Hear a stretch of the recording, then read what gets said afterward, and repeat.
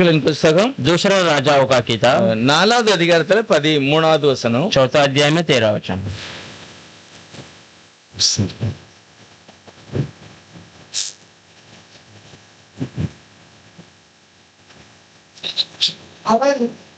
அவன் கேவாசியை பார்த்து, இதோ இப்படிப்பட்ட சகல சலக்கரசனையுடன் எங்களை விசாரித்து வருகிறாயே, உனக்கு நான் என்ன செய்ய வேண்டும்?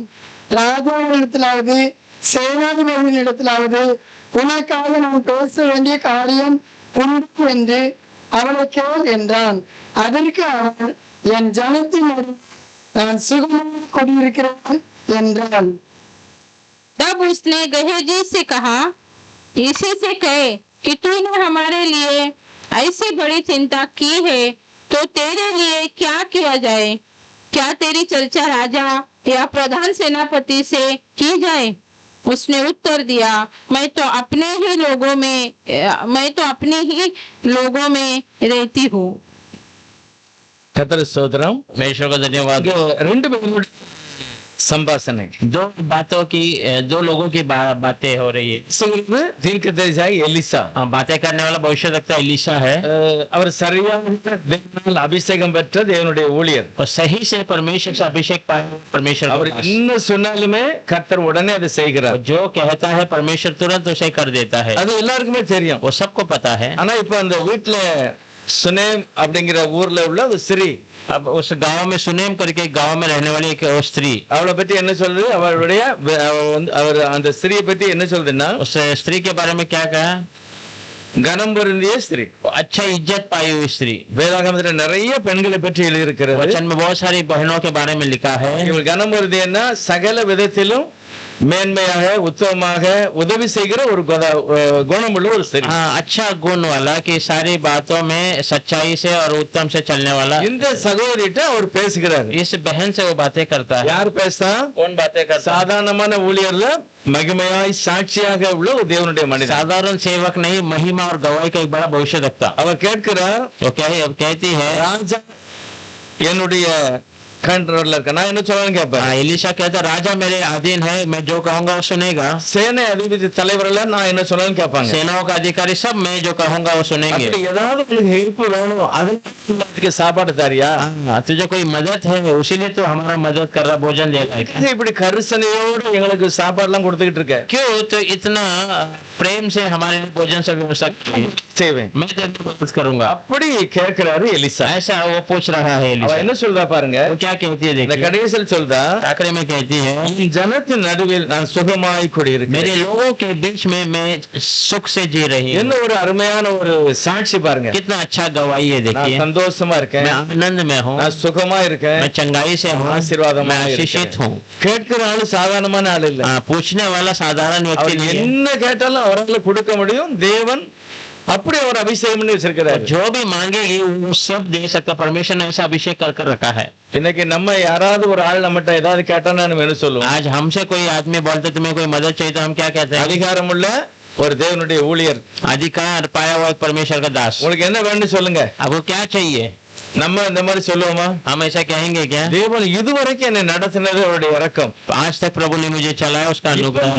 உயிரோடு இருக்கிறது தேவனுடைய கிருபையினால். अभी भी मैं जीवित हूँ, परमेश्वर का अनुग्रह. இல்லாமல் இருக்கிறேன். बिना कमी का हूँ. உண்மையில அந்த வீட்டுக்குள்ள ஒரு குறைவு இருக்கிறது. पर सच में उस घर में कमी है. குழந்தை இல்ல அவளுக்கு, बच्चा नहीं है उसको. அப்பொழுதும் சொல்லுதா, तब वो कहती है, நான் என் ஜனத்தின் நடுவிலே நல்லா இருக்கேன். मैं मेरे लोगों के बीच में अच्छा हूँ.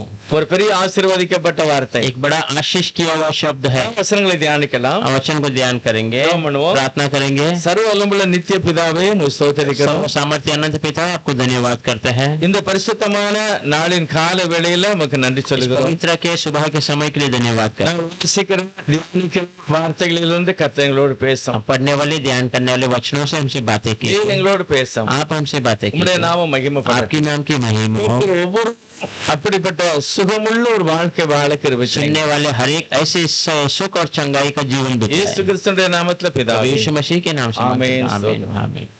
வேதாகமத்தில் மிகவும் முக்கியமான தீர்க்கதரிசி எலியா. वचन में सबसे अहम भविष्यवक्ता एलिया है. அடுத்து எலிசா, उसके बाद एलीशा. ரெண்டு பேருமே வைராக்கியமாக தேவனுடைய சித்தத்தை ये நிறைவேற்றினார்கள். दो सेवक भी जो है दृढ़ता से परमेश्वर அதே की மாதிரி कार्य करते हैं। தீர்க்கதரிசியில ஏசாயா, भविष्यवक्ता में ऐसा है। எரேமியா, எசேக்கியேல், தானியேல் இந்த நாலு மிகவும் மகிமையான சாட்சி உள்ளவர். यिर्मयाह, एजेकियेल, दानियेल चारों की महिमा की गवाही है।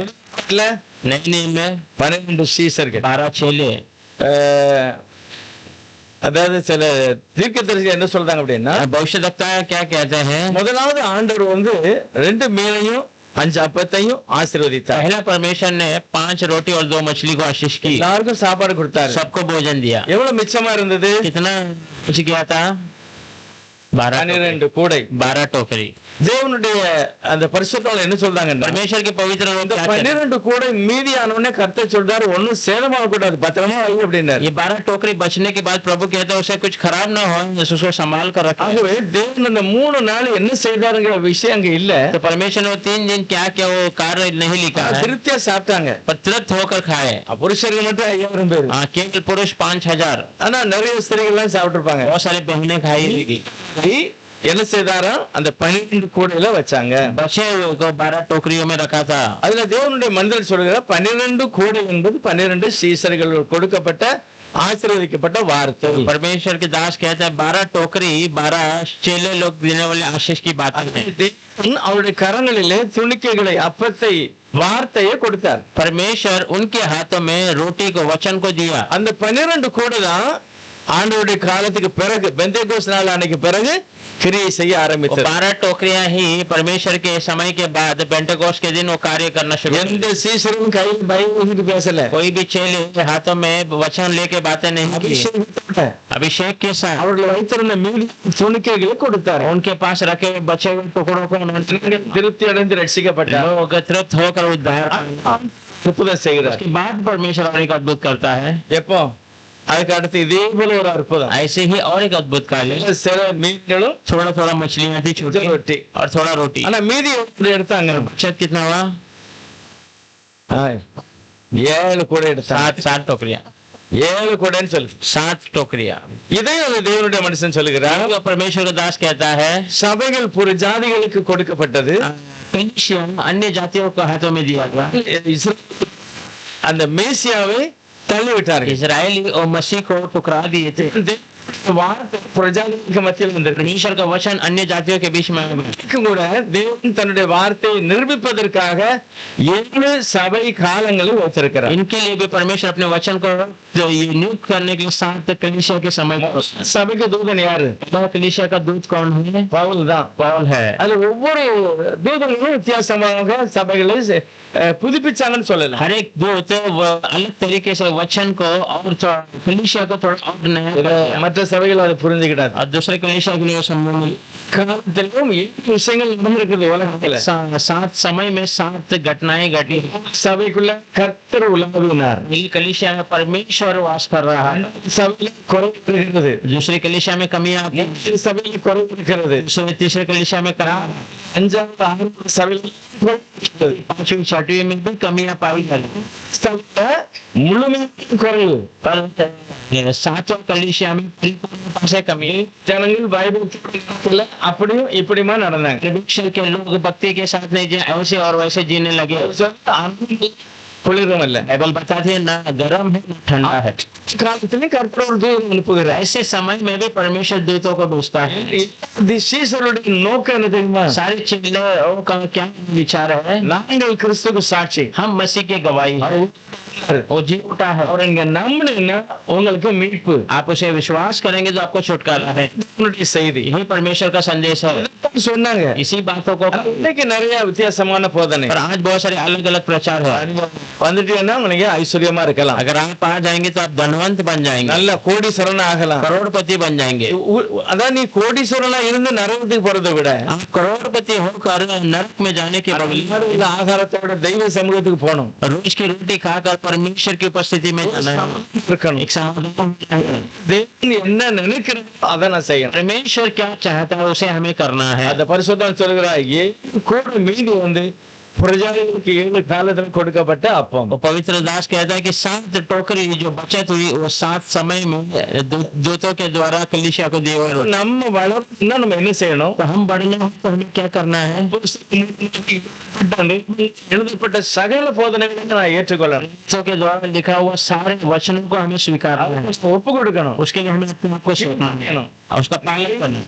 அப்போஸ்தலர் உபதேசங்கள் இருக்கிறது. बहुत सारा प्रेरितों का उपदेश है। அவங்க வீட்டுல கணவன் மனைவி பிள்ளைகள் வேலைக்காரங்க எஜமான் எல்லாருக்கும் அப்போஸ்தலர்கள் சட்டம் போட்டு எழுதுகிறார். उसके घर में पति पत्नी बच्चे नौकर काम करने वाले सबके लिए இந்த வசனத்தின்படி நடந்தால்தான் நாம் தேவ சமூகத்துல தேவ சித்தப்படி நடக்க सब முடியும். उस वचन के अनुसार चलेंगे तो हम परमेश्वर की उपस्थिति में उसकी मर्जी से உலகத்துல ஏதாவது ஒரு காரியம் நடக்கும். अचानक दुनिया में कोई बातें हो ஏன்னா நிறைய காரியங்கள் நடந்துகிட்டே இருக்கு. बहुत सारी बातें हो रही है। கண்டிப்பா ஆண்டவர் எப்போ வருவாருன்னு தெரியாது. निश्चय प्रभु कभी आएगा किसी पता नहीं। வரும்போது அவருடைய வசனத்தின்படி இருக்கிறவர்கள் தேவன் மறு ரூபமாக்குவார். वो आते समय उसके वचन के अनुसार रहने वालों को परमेश्वर रूपांतर करेगा। ஒரு காரியம் நல்ல ஒரு காரியம் சொன்னார். पास्टर ने कल एक अच्छी बातों को कही थी। தகப்பன் அப்படிங்கிற ஸ்தானத்தை ஒரு மனுஷன் எப்ப பெற்றுக் கொள்ளுகிறான்? पिता करके एक स्थान को एक मनुष्य कब पाता है? இப்ப இஸ்ரேல பார்த்து அப்பான்னு சொல்ல முடியுமா? अब इजराइल को देखकर मैं पिता करके बोल இஸ்ரேல பார்த்து फिलिप को देख के யாரையும் அப்பான்னு சொல்ல முடியாது. किसी को पिता नहीं कह सकते हैं। எப்பொழுது அவனுக்கு திருமணமாகி குழந்தை பிறக்கும் அப்பதான் அப்பா. जब उसका शादी हो जाए और जब उसको बच्चा होगा तब वो पिता का स्थान है। நிறைய திருத்தூதர்கள் சொல்லுவாங்க 3 பிதா கோன் பரிசுத்த அன்னைக்கே இருக்காங்க. बहुत जो ट्रिनिटी कहते हैं पिता पुत्र पवित्र आत्मा शुरुआत से ही है। ஸ்தானம் எப்படி இருந்தது? पिता करके स्थान कब आया சொன்னாங்க. पिता करके लोगों ने पुकारा।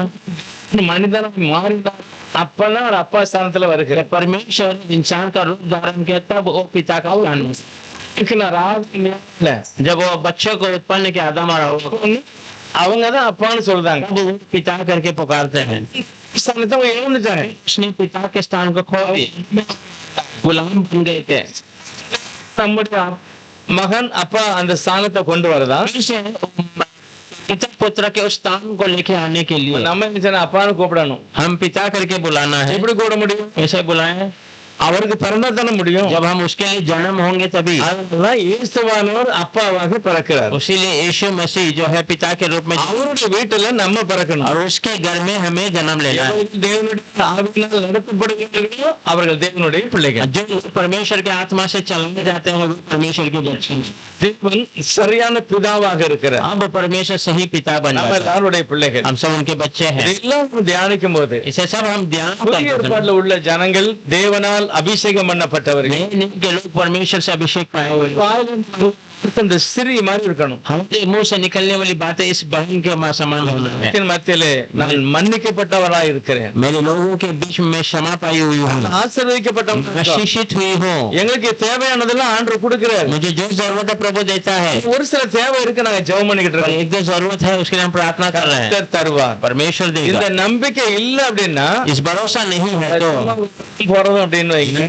इसके रूप में ही रहेगा। இந்த பள்ளிக்கூடத்துல மாப்பிள்ளை பெஞ்சுமாங்க, கடைசியில உட்கார வச்சுருவாங்க. हाँ, जो स्कूल में दुल्हन का जो टेबल करके कहते हैं वो आखिरी में आप ध्यान देते हैं, அவங்க எதையுமே கவனிக்க மாட்டாங்க. वो कुछ ध्यान नहीं देते हैं। அவங்க சும்மா வருவாங்க ஸ்கூலுக்கு. वो ऐसे आएंगे स्कूल में, தகப்பனுடைய தொந்தரவு தாங்க முடியாம पिताजी जो परेशान कर रहे हैं करके வந்துட்டு அவங்க வாட்டு போயிருவாங்க. फिर आएंगे जाएंगे। நம்ம அப்படி இருக்க கூடாது. हम ऐसे नहीं रहना है। எத்தனை வீட்டுல குடும்ப ஜெபம் நடக்கு? अपने घर में घर का प्रार्थना हो रहा है। வாசிக்கமா படிக்கமா? हाँ, कितने घर में वचन को हम पढ़ते हैं क्या या फिर ऐसे ही रट्टा करते हैं? ஸ்கூல் புக்கை வாசிச்சேன்னா நீங்க ஃபெயில் ஆயிருவீங்க. स्कूल की किताब को ऐसे ही पढ़ेंगे तो आप फेल हो जाएंगे। படிச்சா தான் பாஸ் பண்ண अगर முடியும். इसको सही से समझ कर पढ़ेंगे। சும்மா பார்த்து என்னத்தையே செய்கிறது. हाँ, पढ़ना ऐसे ही पढ़कर चले जाना है। படித்து கவனித்தால் தான் நம்ம அந்த பாடத்துல பாஸ் ஆக முடியும். पढ़कर ध्यान देंगे तब उसमें हम पास हो। வேதாகமம் வாசிக்காத வீடு நம்ம சபையில இருக்க கூடாது. वचन न पढ़ने वाला घर हमारे घर में नहीं होना। வாசிக்கணும். हमारे बच्चे पढ़ना है, அவங்க வாசிக்க முந்தி நம்ம வாசிக்கணும். वो पढ़ने के पहले हमें पढ़ना है। இதெல்லாம் இல்லாம இருந்ததுன்னா अगर ये सब नहीं होगा तो ஸ்திரீ மாதிரி நம்ம சொல்லவே முடியாது. इस बहन के समान स्त्री को समझ முதல் வேலையை பாருங்க. स्त्री के अंदर करने वाली पहला काम देखना। 4வது அதிகாரம் 4वां अध्याय में இவர் முதலாவது ஒரு காரியத்தை சொல்லுகிறார். पहले एक बात वो कहती है, 8வது வசனம் 8वां वचन। இந்த ஒரு நாள் எலிசா சூழலுக்கு போயிருக்கும் போது அங்கே இருந்த கனமறிந்த ஒரு ஸ்திரீ அவனை போஜனம் பண்ணி அருந்து கேட்டுக்கொண்டாள். அப்படியே அவன் பயணப்பட்டு வருகிற போதெல்லாம் போஜனம் பண்ணும்படி அங்கே வந்து தங்குவான். एक दिन की बात है कि एलिशा सुनेम को गया जहाँ एक कुलीन स्त्री थी और उसने उसे रोटी खाने के लिए विनती करके विरोध किया। अंत जब जब वह उधर से जाता तब तब वह वहाँ रोटी खाने को उतरता था। பைபிள் சொல்கிறது அவள் வருவதை கேட்டுக்கொண்டார். बाइबल बताती है कि वो बहुत रिक्वेस्ट करके उसको बुला लिया. அதாவது எனக்கு சாப்பாடு தானே இவர் கேட்கல. इसने कहा नहीं कि मुझे खाना दे. இவன் வழியில போற ஆளை கூப்பிடுறா. यही रास्ते से जाते समय सब रास्ते में जाने वाले बोला தெரிஞ்சு போச்சு இது ஒரு அபிஷேகம் பண்ணப்பட்ட இவனுடைய செயல். ये समझ गए बेशक पाया हुआ व्यक्ति है. ஒன்று கேயாசி. एक एलिशा दूसरा केयार. ரெண்டு பேரும் அவள் பார்த்தா ये दोनों को उन्होंने देखा. வீட்டுல வந்து சாப்பிட்டு போங்க, घर पे आकर खाना. ரோட்டா போயிட்டு வரவங்க பார்க்கிறேன். आप हमेशा इस रास्ते से जाते हैं, मैं देख रहा हूं. कहाँ जाकर கிளம்பிக்கு போட்டு போகிறாங்க. राजा के राज्य में जाकर जा रहे हैं. நமக்கு தெரியும் எல்லா யூத ராஜாவானும் இஸ்ரேல் ராஜ்யத்திலையும் தீர்க்கதரிசிகளோட சம்பந்தம் இருந்தது.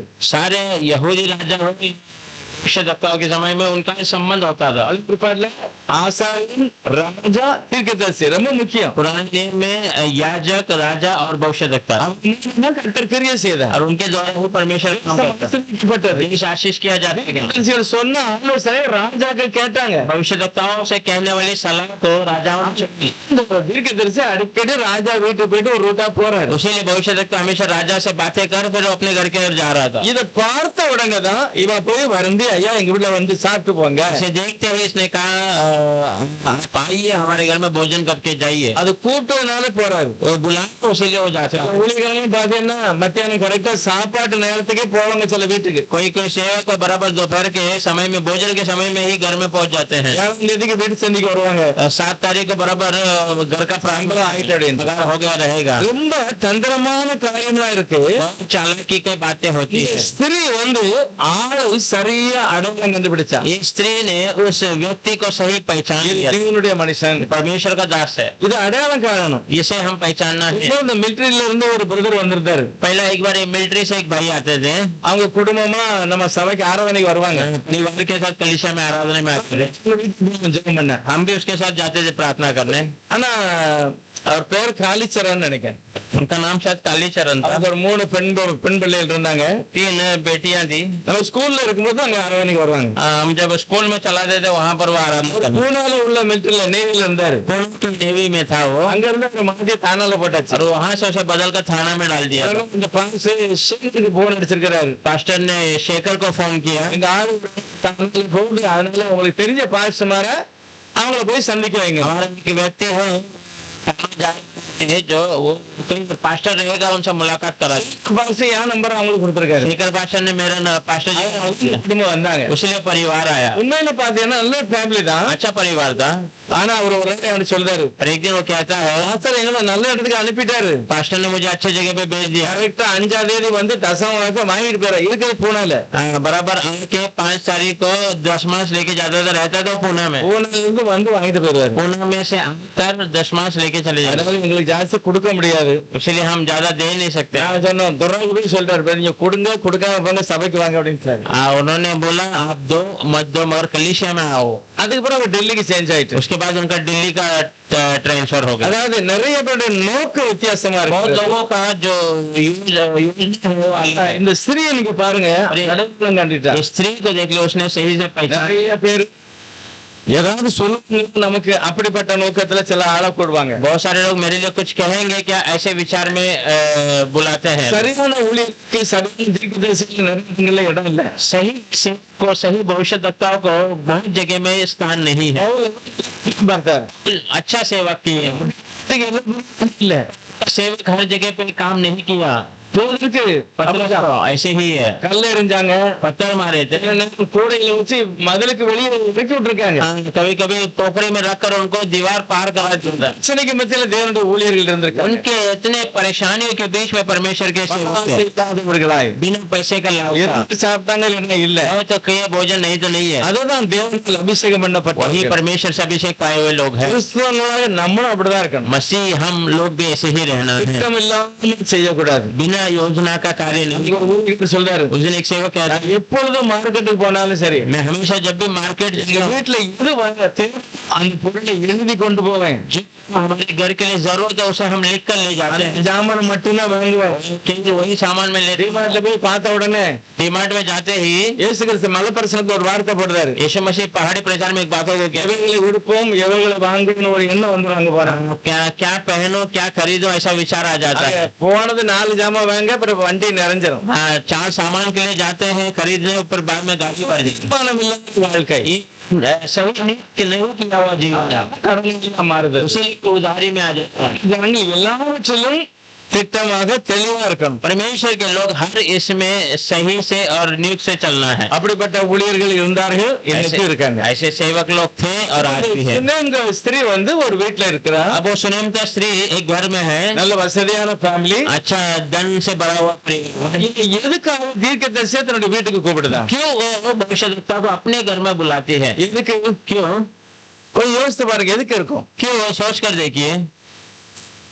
ஒரு நாள் ஒரு தீர்க்கதரிசி வந்திருக்காரு, ஊர்ல இருந்து வந்திருக்காரு. एक बार एक भविष्यद्वक्ता आया गांव से, எங்களுக்கு தெரிஞ்ச ஆளு பாண்டப்ல வந்திருக்காரு. मेरा पहचान का ही है, बांडुप में आया। அவர்களுக்கு முதல்ல சொல்லிட்டாரு, அடுத்த மாசம் ஒரு ஊழியக்காரர் எங்க வீட்டுக்கு வருகிறார் பிரதர், சாயங்காலம் கூட்டம் இருக்கும், நீங்க வாங்க அப்படின்னாரு. और उसने कह दिया अगला महीने एक सेवक आ रहा है, शाम को प्रार्थना में आ जाइए। ரோசா வந்து நீங்க சாயங்காலம் 5 மணிக்கு வாங்கன்ட்டாரு. अगर उनसे बातें करना है तो आप शाम को 5 बजे तक आ जाइए। நாங்க 2 பேரும் போயிருந்தோம். हम दोनों गए थे, போன அந்த ஆள் இல்ல.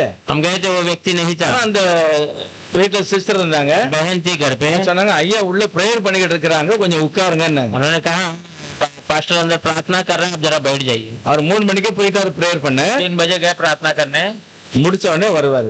खत्म होते आ जाएगा। நாங்க லேசா அந்த திரையை நீக்கி பார்த்து முழங்கல்ல நிக்கிறாரு. हम थोड़ा सा पर्दा हटाया तो वो घुटने में खड़ा था। 1/4 மணி நேரம் கழிச்சு வெளியே வந்தாரு. पौने घंटे के बाद वो बाहर आया। இப்படிப்பட்ட ஊழியக்காரங்க இருந்தாங்க பாருங்க. ऐसे सेवक भी थे। இந்த ஸ்திரீ எதனால எலிசாவை தன் வீட்டுக்கு கூப்பிட்டுருப்பாங்க? ये स्त्री क्यों एलिशा को अपने घर में बुलाया? இவருக்கும் தேவனுக்கும் ஐக்கியம் இருக்கிறது. इसका और परमेश्वर की संगति है। வீட்டுக்கு வந்தா பிரேயர் பண்ணுவாரு. ये घर में आऊंगा, आएगा तो प्रार्थना करेगा। ஒரு வார்த்தை ஒருவேளை என்னை பற்றி அவருக்கு வந்ததுன்னா அவர் சொல்லுவார். परमेश्वर का वचन हमारे बारे में कुछ आए तो बताएगा। அந்த ஸ்திரீனுடைய நோக்கம் நல்ல ஒரு நோக்கம். उसका स्त्री का विचार अच्छा विचार, தேவனுடைய மனிதன் வீட்டுக்கு வந்துட்டு போகணும். परमेश्वर का दास मेरे घर पर आके जाना है, அப்ப தேவனுடைய வார்த்தை எனக்கு கிடைக்கும். परमेश्वर का वचन मुझे मिलेगा। இந்த நோக்கத்துலதான் அந்த ஸ்திரீ அழைக்கிறார். ये विचार में वो स्त्री उन्हें बुलाती है। ரொம்ப அவசியம் என்ன செய்யணும்? हमें बहुत अवश्य क्या है? தெய்வ சமூகத்துக்கு நாம் வரணும். परमेश्वर के उपस्थिति में हमें आना है। இன்னைக்கு நிறைய இடம் காலியா இருந்து 18ஆம் தேதி 18 तारीख को बहुत सारा जगह खाली था, நிறைய பேர் வர வேண்டியெல்லாம் வரல.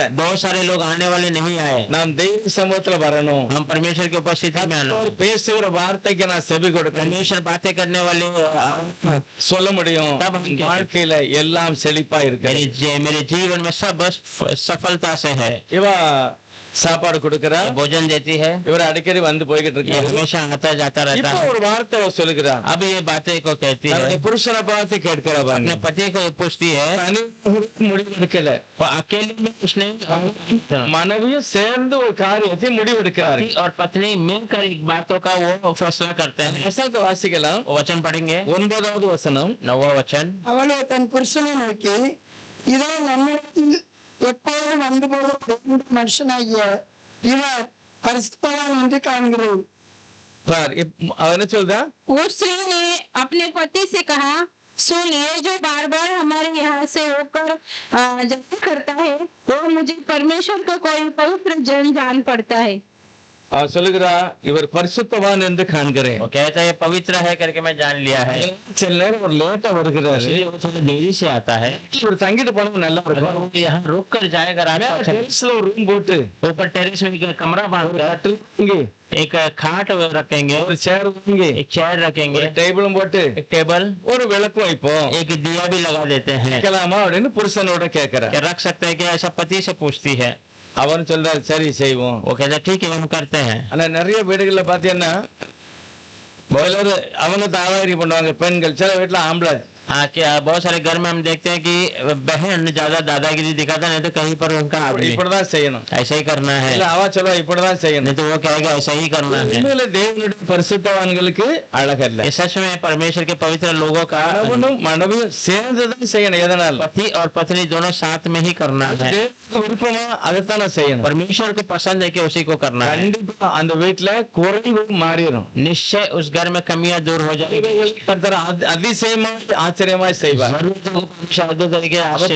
சொல்லுதா तो पति से कहता हूँ, வந்துட்டு போய்கிறாரு எலியா தீர்க்கதரிசி. हमारे घर पर आकर गए एलिय्याह, அவர் உண்மையில ஒரு பரிசுத்தவான். और सच में एक पवित्र है, வந்தாலே ஒரு ஆசீர்வாதமா இருக்கு. आते ही एक आशीष है। அதனால மேல ஒரு சின்ன வீடு கட்டிட்டா उसीलिए ऊपर एक अच्छा कमरा छोटा बांध देंगे क्या? அந்த வீட்டுல என்னெல்லாம் செய்யணுமா? उसमें क्या क्या करना है? கட்டில் வாங்கணும், एक खाट डालना है, ஒரு சேர் போடணும், पैर डालना है, இதை ஒரு மேஜை, एक ஒரு टेबल கட்டளைக்கு और एक दिया। வாசிக்கலாம் அந்த வசனத்தை 10வது வசனம். 10 वचन पढ़ेंगे। நான் மெத்தையின் மேல் திரிய அறைவீட்டை கட்டி அதில் அவருக்கு ஒரு கட்டிலையும் மேஜையும் நாற்காலியும் குத்துவிளக்கையும் வைப்பேன். அவர் மண்டபத்தில் கொண்டு அங்கே தங்கினார் என்றான். हम भूत पर एक छोटी सी ऊपरी की कोठरी बनाए और उसमें उसके लिए एक खाट, एक मेज, एक कुर्सी, एक दीवार रखे और जब जब वह हमारे यहाँ आए तब तब उसी में टिका करे। நல்லா கவனிக்கணும் இந்த வார்த்தை. अच्छा सा हमें ध्यान देना है। कितना खाट है? சேர், चेयर एक है, டேபிள் ஒண்ணு. टेबल भी एक है। இவ ஏழை இவ பணக்காரியா? ये धनवंत है या गरीब औरत है? ஏழை பணக்காரியா? गरीब है, हाँ धनवंत है। விருந்தாளிகள் வீட்டுக்கு ஒண்ணா ரெண்டா? और घर में आने वाले कितने लोग? एक है, दो है? 2 பேர் வராங்க. 2 लोग आ रहे हैं। சேர். सेवक के साथ एक नौकर भी आते हैं। 2 கட்டில் போடுங்க, ஒரு கட்டில் போடுங்க. उसने 2 खाट ने डाला, एक ही डाला। சேருமா பஞ்சா 2 சேர் வாங்கி போடலாம், ஒரு சேர். चेयर भी एक ही। அப்ப ஸ்ரீ நினைக்கா वो स्त्री सोचती है இதுல ஒண்ணுதான் அபிஷேகம் உள்ளவன், ஒருவன் வந்து வேலைக்காரன் தான். एक तो अभिषेक वाला, एक का ऐसे नौकर है। அவன் கட்டில படுக்கணும், இவன் தரையில படுக்கணும். वो खाट में सोना, ये नीचे ஒரு सोना। சாதாரண பெண்ணு கண்டுபிடிச்சுக்கிட்டா யாருக்குள்ள தேவனால் அபிஷேகம் இருக்கு, யார்கிட்ட இல்ல. एक साधारण स्त्री पहचान ली कि इसके पास परमेश्वर का अभिषेक है। கேசி ஒரு சாதாரண ஆள் தான், வேலைக்காரன் தான். केएस एक साधारण படுப்பாரு. वो जमीन पर सो जाएगा, தேவனுடைய மனுஷன் மேல இருக்கணும். परमेश्वर का दास ऊपर सोना है। உண்மையிலே தான் ஒரு வெளிப்பாடு एक செய்திருக்கா. अच्छा प्रकटीकरण के रूप में उसने किया है। அவ 10 சேர்னாலும் வாங்கி போடலாம், ऐसा नहीं हुआ, 10 चेयर भी डाल सकती थी, போடலாம். खाट डाल सकती ஆனா है। நம்ம கவனிக்க परमेश्वर के वचन में ध्यान दीजिए। பெற்றவனையும் अभिषेक पाए हुए को இவர் எப்படி அபிஷேகம் வரல ये कैसा अभिषेक नहीं पाया? பார்த்தோம் அப்படின்னா अगर हम देखेंगे तो யார் நம்ம மோசே இருக்கிறாரு. मूसा है। மோசே கூட போனது அடிக்கடி போனது யாரு? मूसा के साथ चलने वाला हमेशा कौन था? யோசுவா. योशुआ। ரொம்ப நல்ல வார்த்தையில போட்டிருக்கு. बहुत अच्छा वचन उसने डाला है। யோசுவா புத்தக வாசியன்னா ஆரம்பத்துல போட்டிருக்கு. आप योशुआ किताब पढ़ மோசே மரிக்க போகிறாரு. मूसा मरने वाला है। வேலைக்காரனான யோசுவா அவருக்கு அவரை விட்ட வகை தொடர போறாரு. हाँ, मूसा का नौकर योशुआ उसने छोड़े हुए काम को शुरू करने वाला है। யோசுவா யாரு? योशुआ कौन है? யாருடைய ஊழியக்காரன்? मूसा மோசேடைய ஊழியக்காரன். ஆனா கடைசி வசனத்தை வாசிங்கன்னா யோசுவா योशुआ आखिरी वचन को अगर हम पढ़ेंगे, கடைசி அதிகாரம் கடைசி வசனம் என்ன आखिरी போட்டிருக்கு? अध्याय के आखिरी वचन में ஆரோனின் குமாரனாகிய எலோசாரன் மரணமடைந்தான். அவன் குமாரனாகிய பினேகாசுக்கு எப்ராஹிம் மலை தேசத்திலே பதிலியோ. யோசுவா பத்தி எப்படி முடியுதுன்னு பாருங்க. யோசுவா புஸ்தகத்துல योशुआ की किताब में யோசுவா உயிரிழந்த நாட்களிலும் கர்த்தர் இஸ்ரவேலுக்கு செய்த அவருடைய கிரியைகள் யாவையும் அறிந்து யோசுவாவுக்கு பின்பு வெகுநாள் உயிரோடு இருந்த மூப்பருடைய சகல நாட்களிலும் இஸ்ரவேலர் கர்த்தரை சேவித்தார்கள். यहोशू के जीवन भर और जो वृद्ध लोग यीशु के मरने के बाद जीवित அவர் சுதந்திரத்துக்கு அனுப்பிவிட்டான். 28 वचन योशुआ सारे लोगों को अपने अपने स्वतंत्र स्थानों में भेज। हाँ, ये सारी बातें होने के बाद கர்த்தருடைய ஊழியக்காரன் नून का पुत्र योशुआ नामक परमेश्वर का दास 110 வயது உள்ளவனாக மரணம் அடைந்தார். 110 के उम्र में वो गुजर। மோசேனுடைய வேலைக்காரன் मूसा का नौकर था, முடிவு கர்த்தருடைய ஊழியக்காரன். खत्म होता है परमेश्वर का दास। அப்ப நம்ம சபையில அல்லது தேவ சமூகத்துல வரும்போது நான் வேலைக்காரனா வந்தாலும் முடியும் போது எப்படி இருக்கணும்? हाँ, हम कलीसिया में परमेश्वर के ऊपर से नौकर बनकर आए थे, भी खत्म होते समय में कैसा होना है? பரிசுத்தவான். एक पवित्र व्यक्ति, அந்த நிலையை நான் அடையணும். उस स्थिति को हमें पाना है। தீர்க்கதரிசி वैसे एली காரன். परमेश्वर का दास है। கர்த்தர் சொல்லுகிறார், परमेश्वर कहता है, எலியாவே हे एलिया, ஊழிய வேண்டாம்னு சொல்லுதேன், वो सेवा नहीं चाहिए, இன்னார்ட்ட நான் கொடுக்க போறேன். ठीक है, तेरी सेवकाय का दूसरे को, அதனால நீ அந்த ஊழியத்தை யார்ட்ட கொடுக்கணும்? इसलिए वो सेवा को எலிசாட்ட கொடுங்கிற. एलिशा को दे दे। எலிசா உள்ள வந்த உடனே எலிசாவுக்கு என்ன பேர் வைக்காங்க? अब एलिशा आते, एलिशा का क्या नाम रखा?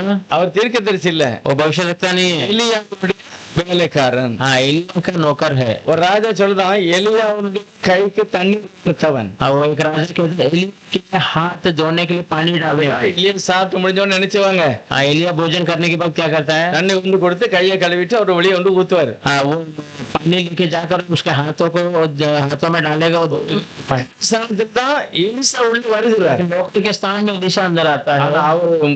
அவரை கர்த்தர் எடுத்துக்கொண்ட பிறகு परमेश्वर उसे उठाए जाने के இவர் बाद சேலஞ்சான ஊழியக்காரன் ஆயிட்டார். एक बड़ा चैलेंज सेवक बन गया है। அப்ப ரெண்டு பேருமே தேவன் தெரிந்து கொண்டார். दोनों को परमेश्वर ने चुना था, ஆனா கேசி வந்து தேவன் தெரிந்து கொள்ளல. पर परमेश्वर ने किसी को चुना नहीं है। பார்த்தாரு, நமக்கு ஒரு வேலைக்காரன் தேவை, एलिशा देखा मुझे एक नौकर चाहिए, அதனால வேலைக்கு சேர்த்துக்கிட்டாரு. इसलिए नौकरी में उसे रख लिया। அதனால எலிசாவுக்கு அடுத்த ஊழியக்காரன் கேயாசி இல்ல.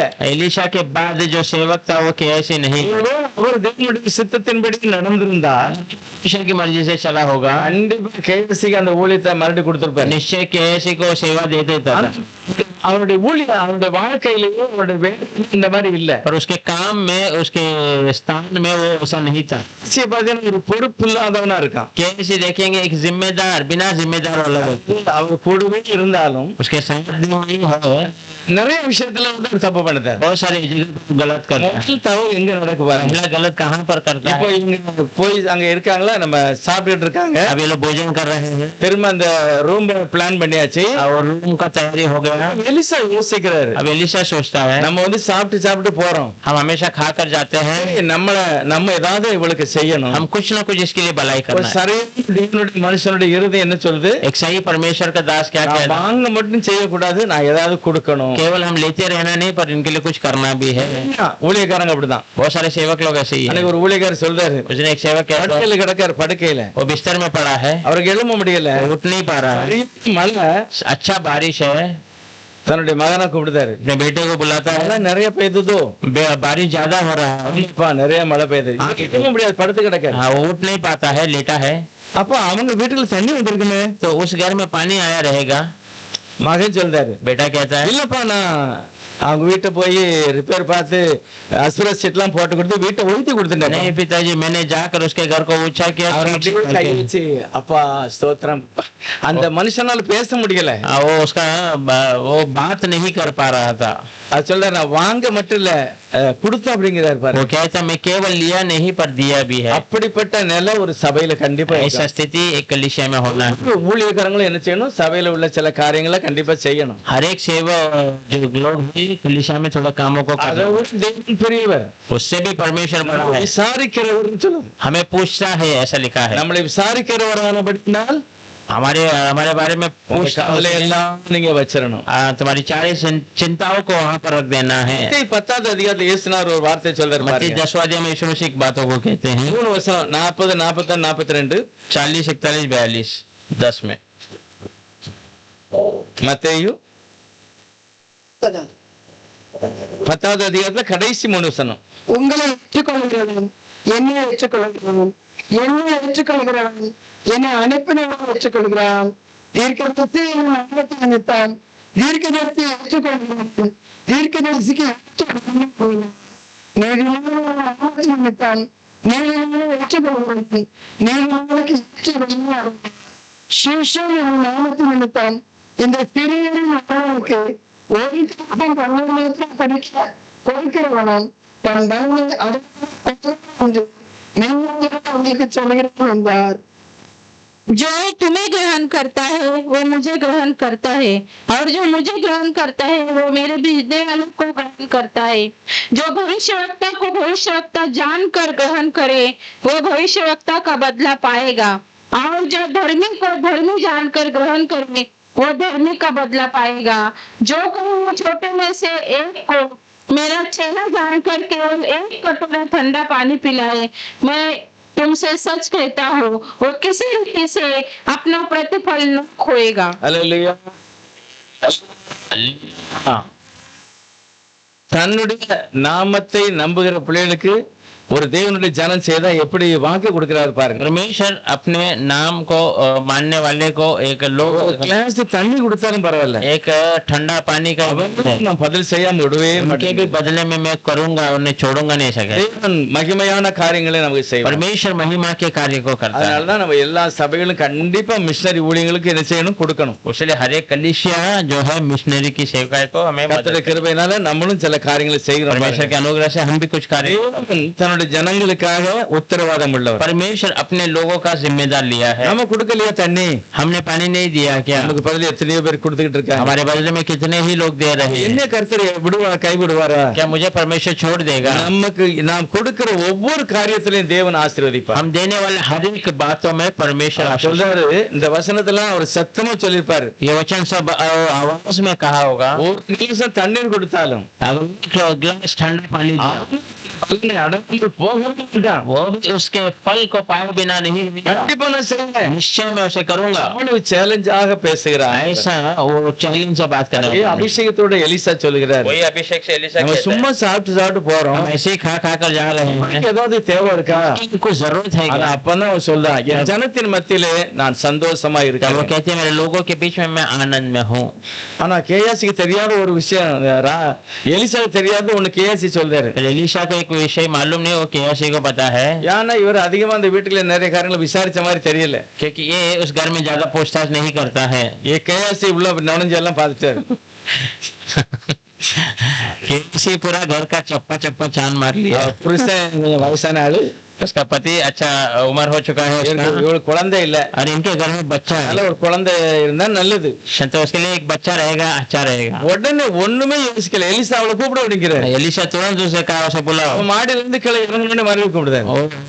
वो नीचे उतरा तो तुरंत उसे बुलाया, வாசல்ல வந்து நிக்கிறா. और द्वार में आकर உடனே खड़ी है। சொல்றாரு, ஒரு வருஷத்துல உனக்கு ஒரு குழந்தை இருக்கும், एक ही साल में तेरे अंदर घर में एक அந்த बच्चा होगा। குழந்தையை நீ அணைத்து கொண்டு இருப்பாய் அப்படின்னு சொல்றாரு. उस बच्चे को तो हाथों में ली रहेगी, ऐसा कहता है। உதாரணமா விளக்குறையில ஒரு இது காரியம் கொடுத்திருக்காங்க. वचन के इसमें ஆபகுக் அப்படின்னா அணைத்து கொள்ளுதல் அர்த்தம். हबकुक का मतलब है कि वो लगा लेना, सीने से लगा அது लेना। நம்ம இதுல ப்ரூவ் பண்ண முடியாது. उसे हम पक्का नहीं कर அப்ப सकते। ஆபகுக்கு தான் பிறந்திருக்கான். तो शायद हबकुक का ही जन्म எலிசா சொன்ன குழந்தை வந்து ஆபகுக்கு தான். एलिशा ने जो कहा वो बच्चा है। நீ ஒரு குழந்தையை அணைத்து கொண்டு இருப்பாய். एलिशा कहता है तू एक बच्चे को ऐसे लगा, सीने से लगा रहे। ஆபகுக் என்றால் அணைத்து கொள்ளுகிறது. हबकुक का मतलब है कि लगा लेना। எப்படி அந்த குழந்தை அவனுக்கு பிறக்கணும் சொல்லிட்டாரு. कैसे तो बच्चे का जन्म होगा कह दिया। அவர் சொல்ற ஐயோ இப்படி சொல்லாதங்க, இது நடக்கிறது, நீங்க தப்பாயிருவீங்க அப்படிங்க. वो कहते हैं नहीं नहीं आप ऐसा मत कहिए, वो नहीं होगा तो आप झूठे हो जाएंगे। நீ போமா அப்படின்ட்டாரு. वो कह दिया तो जाओ। சரியா அவளுக்கு கர்த்தர் ஒரு குழந்தையை கொடுக்கிறார். सही एक साल के अंदर उसको एक बच्चे, மனுஷன் வாயில இருந்து வருகிற வார்த்தையில வல்லமையும் ஜீவன் இருந்தது. परमेश्वर के मुंह से निकलने वाले मनुष्य के बात में நடந்தது. ऐसे ही हुआ। ஆனா நீங்க புதிய ஏற்பாட்டுல பாருங்க, नए नियम में आप நீங்க देखेंगे எல்லாரையும் ஆசீர்வதிச்சேன்னா அது கண்டிப்பா ஆசீர்வாதம். हर एक को आशीष करेंगे तो आपके लिए आशीष ही எந்த होगा। வீட்டுக்கு போனா நீங்க ஆசீர்வதிக்கலாம். कोई भी घर में आप जाइए आप आशीष कीजिए। இந்த அதிகாரத்தை புதிய ஏற்பாட்டுல உள்ள எல்லா விசுவாசிகளுக்கு ஊழியக்காரர்களுக்கு எல்லாருக்கும் ये अधिकार को नए नियम के हर एक विश्वासी कलीसिया के सारे எல்லாருக்கும் இந்த அதிகாரம் இருக்கு. सारे लोगों को अधिकार, மற்றவங்களை हम ஆசீர்வதிக்கணும். औरों को आशीष करना है। பைபிள் சொல்லுது இந்த ஆசீர்வாதத்துக்கு ஒருவேளை அவங்க தகுதி இல்லைன்னு வைங்களேன், बाइबल बताते अगर वो आशीष के योग्य नहीं है तो ஆசீர்வாதத்துக்கு போல விளங்கும்படி ஒரு 1000 ரூபான்னு எடுத்துக்கிடணும்.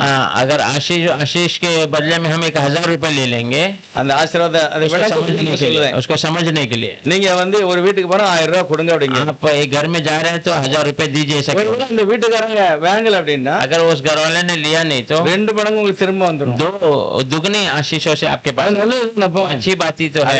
நீ ஆசீர்வதி, தகுதி இல்லைன்னா அது திரும்ப तो வந்துடும். आशीष कर, अगर वो काबिल नहीं है तो फिर से लौट आएगा। நம்ம ஆசீர்வதிக்கணும், हम आशीष करना குறை है, சொல்லக்கூடாது. कमी नहीं करनी है। எல்லாமே தேவ தன்னுடைய ஜனங்களுக்கு கொடுக்கப்பட்ட ஒரு கிருபை. ये सब परमेश्वर अपने लोगों को दिया हुआ एक अनुग्रह அவங்க है। சொன்னபடி இந்த வீட்டுல நடக்கும். जैसा कहा वैसे ही उनको हो जाएगा। தீர்க்கதரிசிகளுக்கு கர்த்தர் சொன்னாரு, அவங்க சொன்னாங்க. पुराने नियम में भविष्यद्वक्ताओं को परमेश्वर ने कहा और वे लोग कहते புதிய ஏற்பாட்டுல இயேசப்பா என்ன சொன்னாரு? नए नियम में यीशु मसीह ने क्या कहा? நீங்கள் ஆசீர்வதிக்கிறதா நான் ஆசீர்வதிப்பேன். तुम जो आशीष करोगे उसे मैं आशीष அப்படிப்பட்ட करूंगा। வாக்குத்தத்தம் புதிய ஏற்பாட்டுல உள்ள தேவனுடைய பிள்ளைகளுக்கு கொடுக்கிறார். ऐसे वाग्दान नए नियम के परमेश्वर के बच्चों को देता है। இயேசு சொன்னாரு, நான் செய்யறது நீ அதிகமா यीशु செய்வப்படுகிறது. मसीह कहते हैं मैं जो काम किया उससे अधिक तो करेगा। அப்ப எல்லாருமே நம்ம ஆசீர்வதிக்கப்பட்டவர்கள், तो हम सब आशीष किए हुए लोग हैं, மற்றவர்களை ஆசீர்வதிப்பதற்காக பிறந்தவர்கள். औरों को आशीष किए हुए के लिए जन्मे गए हैं। குழந்தை பிறந்துட்டு और इसीलिए அவங்க அடிக்கடி வந்து போயிருக்காங்க. वो हमेशा आते जाते रहे।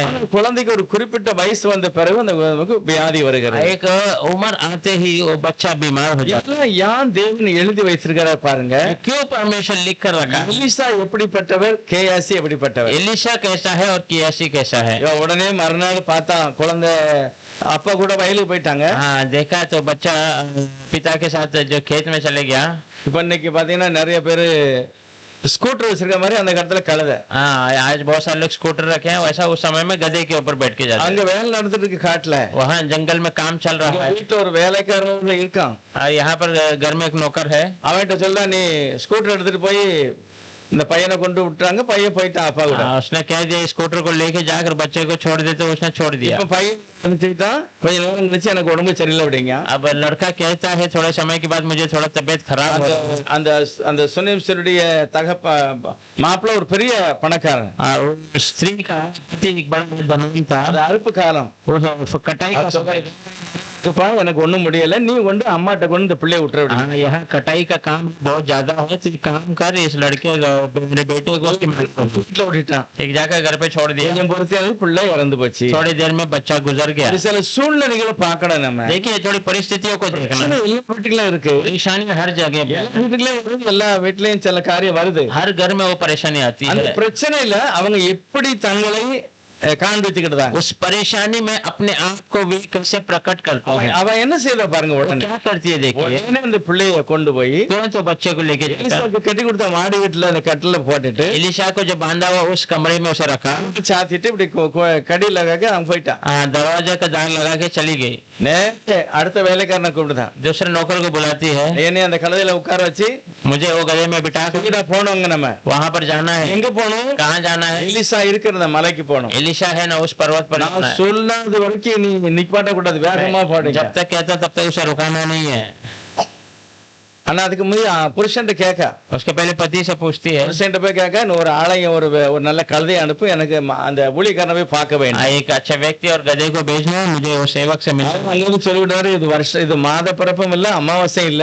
वो कहता है यहाँ महीने का शुरुआत भी नहीं है, अमावस भी नहीं है। அப்படிப்பட்ட நாள்ல தான் சில தீர்க்கதரிசிகள்ட்ட போய் ஜெபம் பண்ணுவாங்க. उस समय में जाकर भविष्यद्वक्ताओं से प्रार्थना करते இப்ப हैं। விசேஷமான நாள் இல்லையே, ஓய்வு நாளும் கிடையாது. अभी तो विश्राम का दिन भी नहीं है, எதனால நீ ஊழியக்காரனை போய் பார்க்கணும்? तो क्यों जाकर वे सेवक को मिलना है? ஐயோ நம்ம பிள்ளை செத்து போச்சுன்னு சொல்லல. हाँ मेरा बच्चा मर गया है ऐसा नहीं गई। சில காரியங்கள் எல்லாம் பாத்தீங்கன்னா சில அவன் அங்கிருந்து வீட்டுல வரும்னால சில பிரச்சனையை சொல்லக்கூடிய அளவுக்கு சிலர் தான் பேசுவாங்க. हाँ वो घर पे आने के पहले कोई परेशानी बताने लायक रहेगा तो बताते हैं। அதான் சண்டை இழுத்து விடுற மாதிரி. हाँ झगड़ा कराने जैसा। சிலர் புருஷங்கிட்ட, சிலர் மனைவிட்ட எதையாவது சொல்லுவாங்க. कोई पति से पत्नी से कुछ ना कुछ झगड़ा ஆனா करे। எந்த கனம் பெரிய ஸ்திரீ पर ये जो इज्जत पाई வெளிப்படுத்தல, परेशानी को प्रकट नहीं किया। பிரச்சனை எங்க போனாலும் சரி இருக்கும். परेशानी कहाँ जाना போகணும். वहां पर मुझे जाना। அதுக்காக ஒரு கழுதையை அனுப்ப उसके அப்படிங்க. लिए गधे को भेज दे सकता। அவர் சொல்றாரு, எதுக்குமா இப்ப போகணும்? वो बोला इस अभी क्यों जाना है? அவர் சொல்ற எல்லாமே சரியாதான் இருக்கு, ஆனா நான் ஊழியக்காரனை பார்க்கணும். सब सही है मगर मुझे सेवक से मिलना। நேரே போறாங்க பாருங்க. सीधा जाते हैं, நேரே கிட்ட போனோன்னு அவருடைய காலை பிடிக்கிறார். सीधा नजदीक जाते उसके पैरों में गिर जाती है। கேஎஸ்சி போய் கொஞ்சம் விலகிருமா, அவர் ஊழியக்காரர் தொந்தரவு பண்ணாதங்க. कैसे कहता है थोड़ा हट जाओ, वो सेवक है। எலிசா சொல்லுகிறார் பாருங்க. एलिशा कहता है மனக்கிலேசத்தோடு இருக்கிறார். वो पूरा मन टूटी हुई है, ஐயோ, நடந்திருக்கு. उसके कुछ तो घटी हुआ है। இப்படி என்று சொல்லவே இல்லை. पर प्रभु ने मुझे बताया है। ஐயோ, விட்டுருமா, அவ எழும்பட்டும். हाँ ठीक है उसे छोड़ दे। அவ சொல்றா, நான் கேட்கவே இல்லை, நீர் எனக்கு ஒரு குழந்தைய பிறக்க और வச்சுட்டீங்க. कहते मैंने मांगा नहीं तो उसको जन्म दे दिया। இப்ப அந்த குழந்தை செத்து போச்சு. अब वो बच्चा मर चुका है। அதை மேல போட்டிருக்கேன். उसे मैंने ऊपर कमरे நீங்க में। வாங்க.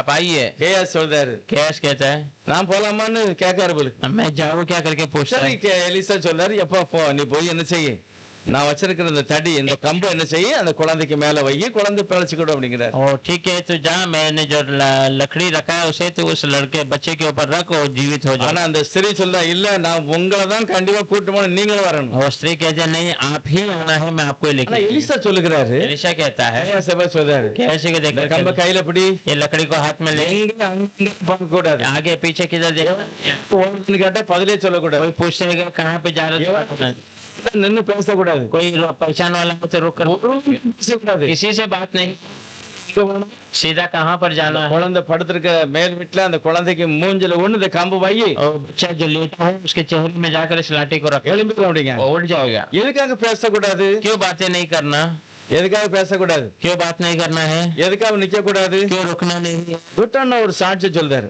हाँ दोटन एक गवाही देता है, அதுதான் நல்லா அவருக்கு சாப்பிட நல்லா சிக்கன் மட்டன் சாப்பிடணும்னு ஆசைப்பட்டா जब जब उसको अच्छा चिकन मटन खाना है आशा रहेगा तो எவனாவது மந்திரகாரன் மந்திரம் வைக்கிறதுக்கு சூனி வைக்கிறதுக்கு போனாங்கன்னா அவன்கிட்ட சொல்லுவாராம், हाँ कोई उसे उसके लिए जो दूसरे के घर में जादू तो ना करना है तो उसको देख நல்ல ஒரு கோழி கொண்டு வா, अच्छा एक मुर्गी लिया, அதுக்கு மசாலா கிளீனா எச்சு படாம தீட்டு படாம அரைக்கணும், நல்ல மையா அரைக்கணும், उसके लिए मसाला भी जो है बिना खराब किए सही से उसे पीसना है, கருப்பு இல்லாத நல்ல மஞ்ச பழம் கொஞ்சம் வாங்கிட்டு வா, बिना काला का अच्छा पीला वाला फल लेके आना है। கொஞ்சம் கருப்பா இருந்ததுன்னா மந்திரம் பலிக்காது. थोड़ा भी काला रहेगा वो होगा नहीं जादू। இந்த மசாலாவையும் கோழியையும் பத்திரமா கொண்டு வரும்போது எவன்கிட்டும் பேசக்கூடாது, और वो मसाला और मुर्गी लेके आते समय किसी से बातें नहीं करना, யார்கிட்டையும் பேசவும் கூடாது நிக்கவும் கூடாது. किसी से बातें भी नहीं करना, रुकना भी नहीं அப்படி है। நீ பேசினாலும் மந்திரம் பலிக்காது. अगर तो रुकेगा तो जादू नहीं होगा। தொட்டான்னு சொல்றாரு யார் நிக்க கூடாது தெரியுமா, आपको पता है क्यों मैं से कहा नहीं रुकना। எவனுக்கு கேட்பேன், कोई पूछेगा क्या लेके जा रहा है, தொட்டான்னா கோழி மசாலா அரைச்சு கொண்டு சொன்னாரு. जटाना ने कहा मुर्गी और वो मसाला ஓ लेके। அவர் ஓந்தலையிலே மசாலா அரைக்காரா, अच्छा ठीक है वो तेरे सिर पर मसाला पीस அப்படி எதையாவது சொல்லி குழப்பி விட்டுருவான். ऐसा कुछ क्या है कि गड़बड़ कर देगा, அதனால இந்த மாதிரி சொல்லிவிட்டு தரான். उसीलिए वो ऐसा कहा। எலிசா அப்படிதான் சொல்றாரு, एलिशा भी ऐसे कहता है எங்கடா ஓடுத, कहाँ पे तो जाओ रहा ஒரு பிள்ளை இறந்து போச்சு, है? बच्चा गुजर இந்த गया, கம்ப கொண்டு வச்சா பிள்ளை உயிரோட தெரியுமா, ये लकड़ा रखेगा तो बच्चा जीवित होगा। பைத்தியக்காரன், अरे पागल எங்க நடக்கும், कैसा संभव है, ஒரு சொன்ன நீ போறிய वो कहाँ करके तो जा रहा है, பிரச்சனை பண்ணிடுவான். ऐसा कुछ ना कुछ कह देगा। எலிசா சொல்றாரு एलिशा कहता நீ है கவனமா போகணும், तो सही से जानो, வார்த்தையோட நீ போற, परमेश्वर के वचन के வீட்டை साथ நீ ஆசீர்வதிக்க போற, घर को तो आशीष करने जा रहा இந்த பிரச்சனையை நீ விடுதலையா செய்ய போற, है, घर की परेशानी को तो चला, எல்லாரையும் கூட்டிக்கிட்டு போக கூடாது, எல்லாத்தையும் சொல்லவும் கூடாது. सबको लेके भी नहीं जाना, सबको कह कर भी नहीं जाना। எவருக்கு மகன் இறந்துட்டு एवीर की बेटी गुजर ஒரு गई, கூட்டம் அழுதுகிட்டு एक இருக்காங்க, बड़ा झुंड रो रहा है, இருக்குதுங்கிறது போறாரு. यीशु मसीह अंदर जा रहा है, தாய் தகப்பன் माता पिता முக்கியமான 3 ஊழியக்காரங்க, और 3 सेवक, வேற எல்லாரும் வீட்டை விட்டு बाकी வெளியேறிட்டாங்க. सबको घर से बाहर कर दिया। எதனால क्यों? அவிசுவாசப்படக்கூடாது. विश्वास नहीं होना है।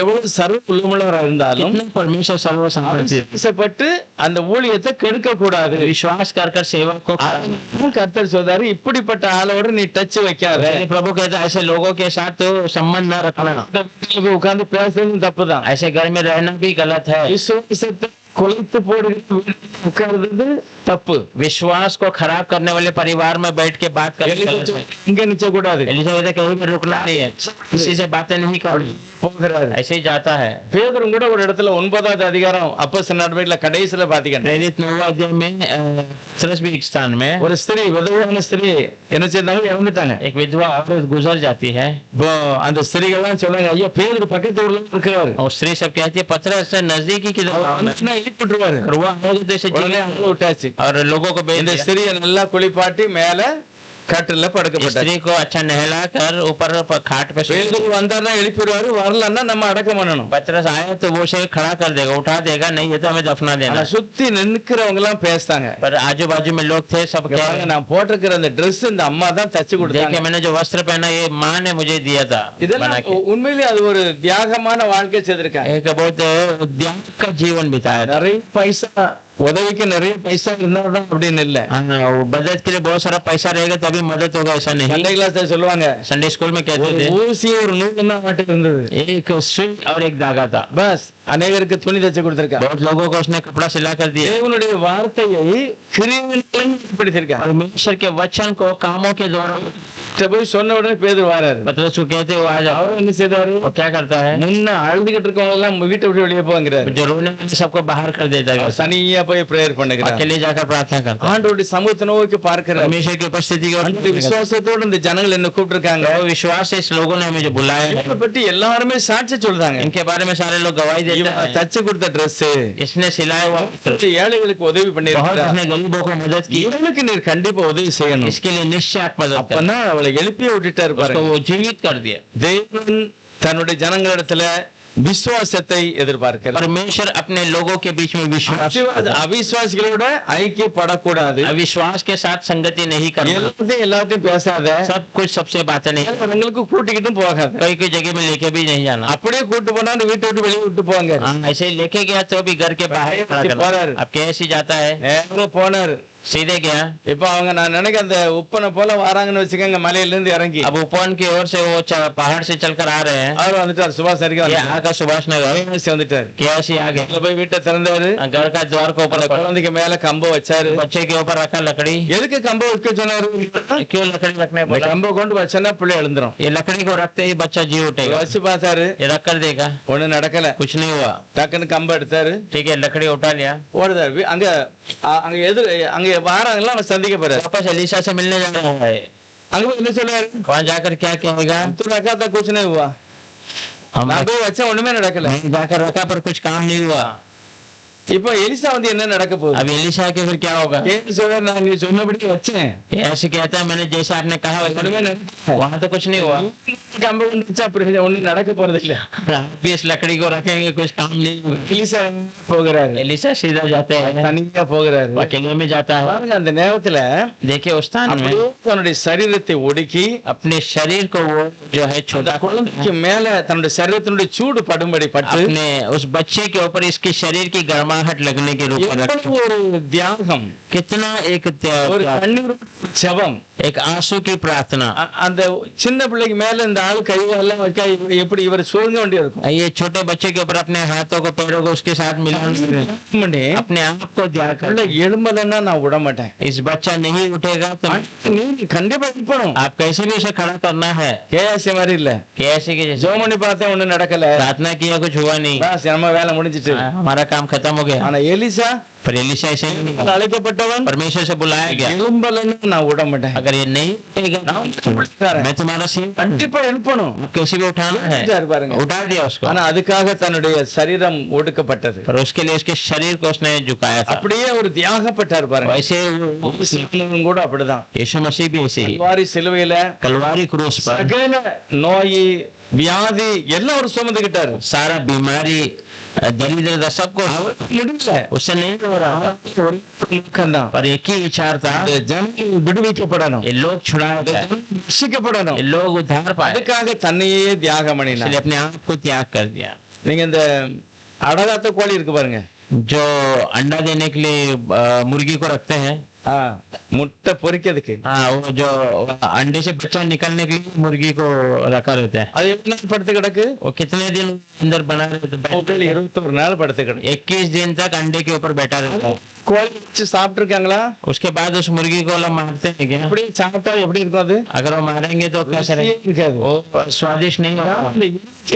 ஒழுங்கா சாப்பிடாம தன்னுடைய சூடு முட்டைக்கு மேல இறங்கிறதுக்கு தியாகம் பண்ணி இருக்கு. क्योंकि वो 21 दिन भोजन नहीं खाती, अपनी गर्मी को वो अंडे के ऊपर उतारने के लिए கோழி குஞ்சு பொரிக்காது. तो उसका परिश्रम में मेहनत नहीं, இயேசுநாதருடைய தியாகம். इससे भी बड़ा यीशु मसीह का त्याग, எல்லாவற்றையும் சகித்தார். इसीलिए वो सारा को सहन कर लिया। சகித்தா என்ன நம்புகிறவன் ஜீவிப்பான். मैं सहन करूंगा तो मुझ पर भरोसा करने लगी। இயேசுனுடைய வாழ்க்கையில கிறிஸ்து வெளிப்பட்டார். सच में एलिशा के जीवन में मसीह அந்த प्रकट, குழந்தை அப்படியே உயிரோட எழும்பிட்டு वो बच्चा ऐसे जीवित हो गया, கூட்டி கொண்டாந்து தன்னுடைய தாயிட்ட ஒப்பு वो கொடுக்கிறார். जाकर अपने माता के हाथों में दे देता है। எலிசா தேவனுடைய சரியான தேவனால் தெரிந்து கொள்ளப்பட்ட மனிதன். एलिशा परमेश्वर से सही चुना हुआ दास, அவர் விடல. उसने छोड़ा नहीं है। கர்த்தாவே, நான் சொன்னதை நீ நிறைவேற்றினீர். प्रभु मैंने कहा आपने पूरा किया, அப்பவும் அந்த குழந்தைக்கு நீ ஜீவனை கொடுக்க. अभी भी इस बच्चे को अब जीवन, தேவனுடைய சத்தத்தை கேட்டபடினா प्रभु उसकी आवाज को அவர் सुने, எழும்பி தேவனுடைய வார்த்தைக்கு வார்த்தையின்படி இந்த பிள்ளையை கொண்டு கொடுக்கிறாரு. वो उठकर परमेश्वर के वचन के अनुसार बच्चे को जाकर देते हैं। வசனம் கிரியை செய்கிறது, वचन कार्य करता है, விசுவாசம் கிரியை செய்கிறது. विश्वास काम करता है। எலிசாக்குள்ள இருந்த அபிஷேகம் இந்த கடைசி காலத்துல ஒவ்வொரு விசுவாசிகளுக்குள்ளயுமே கர்த்தர் தருகிறார். एलीशा के अंदर का अभिषेक इस आखिरी दिनों में हर एक विश्वासी के अंदर प्रभु देता है। விசுவாசிக்கிறவனுக்கு எல்லாம் विश्वास करने वाले के लिए सब कुछ संभव है। அவர் சொல்லுகிறார். तब वो कहता है, அந்த மருவமலையில இருந்து கர்த்தர் இறங்குதார் और பாருங்க. रूपांतर पर्वत से प्रभु उतरते समय அங்க என்ன நடந்தது? वहां पर क्या हुआ था? அவர் மருவமலைக்கு எப்போ போறாரு? परमेश्वर रूपांतर पर्वत में कहाँ पर சாயங்காலம் போய் நைட்ல தங்கிட்டு காலையில வந்து उनको जाकर रात में रुक कर सुबह में आते हैं। அப்படிதான் எழுதிருக்கு. वैसे ही लिखा है। யாரெல்லாம் போறா? कौन कौन कहते हैं? இயேசு கிறிஸ்து கூட யாரெல்லாம் போறா? यीशु मसीह के साथ 17:1 இருக்கு. मत्ती 17 अध्याय पहला மார்க் மத்தியிலே 9வது அதிகாரத்துல இருக்கு. मार्क मैथ्यू में भी वो 9वां अध्याय में है। அதாவது இவங்க இயேசு கிறிஸ்து 3 பேரை கூட்டு போறாரு. यीशु मसीह 3 लोगों को लेके जाते हैं, பேதுரு, யோவான், யாக்கோப். पतरस, यूहन्ना और याकूब। இவங்க தான் ஒரு முக்கியமாக தேவ சித்தத்துக்கு தங்களை ஒப்பு கொடுத்தவர்கள். यही अहम परमेश्वर की मर्जी के लिए अपने आप को 12ல 3 போச்சுன்னா மிச்சம் எத்தனை? 12 में 3 गया तो மிச்சம் 9 எங்க?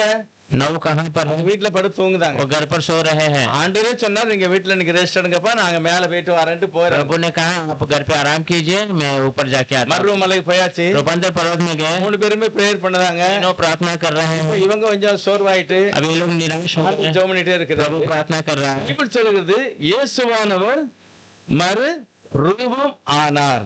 वचन कहता है यीशु मसीह रूपांतर हो गया, தன்னைத்தானே வெளிப்படுத்தி காண்பிக்கிறார். अपने आप को प्रकट कर कर அவருக்குள்ள இருந்த மகிமை அப்படியே வெளியே வருகிறது. उसके अंदर की महिमा ऐसी बाहर है।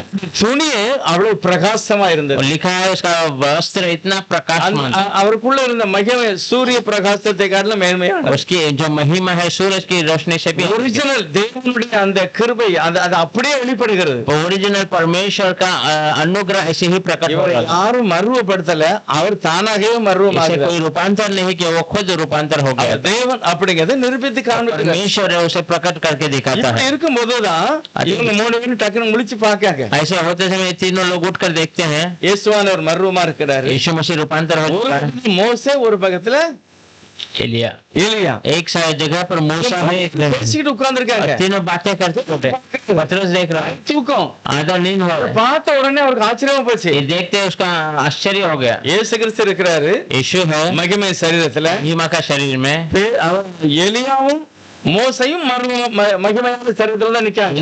मूसा भी महिमा के शरीर में आ गया। பேசிட்டு இருக்காங்க. तीनों बातें कर रहे हैं। பார்த்த உடனே சொல்லுகிறாரு, इसे देखते हैं, ஆண்டவரே, இங்க ஒரு 3 கூடகம் போட்டுற வேண்டியது. प्रभु यहाँ 3 तंबू बांधना है, 3 கூடகம் போட்டு இங்கே நம்ம இருப்போம். यहाँ 3 तंबू बांध कर यहीं पर रहते। சொல்லாம சொல்லுதாரு. ऐसे न कहते हुए कुछ कह रहा है। உங்களுக்கு சத்தம் இருக்கிறது. थोड़ी समय में ऊपर से ये मेरा प्रिय पुत्र செவி விடுங்க. है, इसकी आवाज सुनो। அந்த 2 பேரும் அப்படியே மறைஞ்சிட்டாங்க. अब ये दोनों गायब हो गए, கீழே வராங்க. अब नीचे आ रहे हैं। இப்ப இவருக்கு நல்லா தெரியும், இயேசு கிறிஸ்து காலையில மேல இருந்து கீழே வருவார். अब इनको अच्छे से पता है यीशु मसीह ऊपर से सुबह नीचे आएगा। 9 பேரும் வராங்க. 9 लोग भी आ रहे हैं। யார் வந்திருப்பாங்க?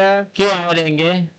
யாராவது ஜெபம் பண்ண போயிருப்பாங்க வீட்டுக்கு, कोई சந்திக்க போயிருப்பாங்க. यीशु मसीह से मिलने या प्रार्थना करने के। கலிலேயாவுல கடற்கரை ஓரத்துல இயேசு கிறிஸ்துடைய சீசர்கள் தங்கின இடம்னு ஒரு வீடு வச்சிருக்காங்க. गलीलिया में समुद्र किनारे यीशु मसीह के चेले रुकने के लिए घर रखे थे। இவங்க தான் இங்கதான் தங்குறாங்க. அந்த கைடு காமிக்கிறாரு. यहीं पे लोग रुके थे करके वो வீடு உடைஞ்சிருக்கு. घर टूटा हुआ है। அந்த வீட்டை சுற்றி பில்லரை நிப்பாட்டி மேல சர்ச் இருக்கு. वो घर को घुमाकर पिलर खड़ा कर ऊपर कर ஆனா அவங்க குடியிருந்த வீடுகளை உடைஞ்சு கிடக்கு. पर नीचे बने हुए कमरा टूटा हुआ है। இங்க படுத்திருக்காங்க. கூட போய் மறுரூபத்தை பார்த்துட்டாங்க. 3 लोग यीशु मसीह के जाकर रूपांतर அவங்களுக்கு ஒரே சந்தோஷம். उनको बहुत आनंद है।